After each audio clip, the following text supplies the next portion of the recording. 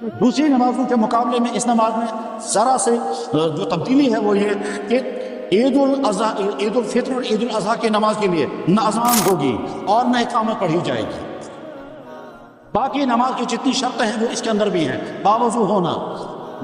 قبلے کے رخ پر ہونا، یہ اس کے لیے بھی شرط ہے جیسے باقی نمازوں کے لیے۔ البتہ ایک مسئلہ جو شاید عام طور پر بیان نہیں کیا جاتا اور اس پر مسئلے کو بیان کرنے کی شدید ضرورت ہے، وہ یہ کہ اگر جنازے کی نماز اور عید کی نماز میں کوئی آدمی پہنچے اور خدا نخواستہ وضو ٹوٹ جائے اور اسے یقین ہو کہ میں جب تک وضو کر کے آؤں گا تب تک یہاں نماز ختم ہو جائے گی، تو ان دونوں آدمیوں کو اجازت ہے کہ وہ تیمم کر کے نماز میں شامل ہو سکتے ہیں۔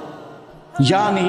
عیدگاہ میں ایک آدمی آ رہا تھا، راستے میں اس کا وضو ٹوٹ گیا، یا عیدگاہ میں پہنچا جہاں عید کی نماز پڑھے اس کا وضو ٹوٹ گیا، اب اگر وہ وضو کرنے کے لیے جائے گا تو جب تک وضو کر کے آئے گا تو تب تک نماز ختم ہو چکی ہوگی۔ اس آدمی کو اجازت ہے کہ وہیں وہ تیمم کر سکتا ہے، چاہے گیلی مٹی ہو، چاہے تر مٹی ہو، چاہے یہ دیوار ہو، چاہے سیمنٹ ہو، اس پر تیمم کر سکتا ہے اور نماز میں شامل ہو سکتا ہے۔ عید الفطر میں بھی یہ اجازت ہے، عید الاضحیٰ میں بھی یہ اجازت ہے، اور جنازے کی نماز میں بھی یہ اجازت ہے۔ لیکن اس تیمم کی بنا پر دوسری کوئی نماز نہیں پڑھ سکتے، یہ وقتی طور پر صرف سٹپنی ہے کہ آپ صرف عید کی نماز کے لیے تیمم کر سکتے ہیں، اس کے بعد کے لیے نہیں۔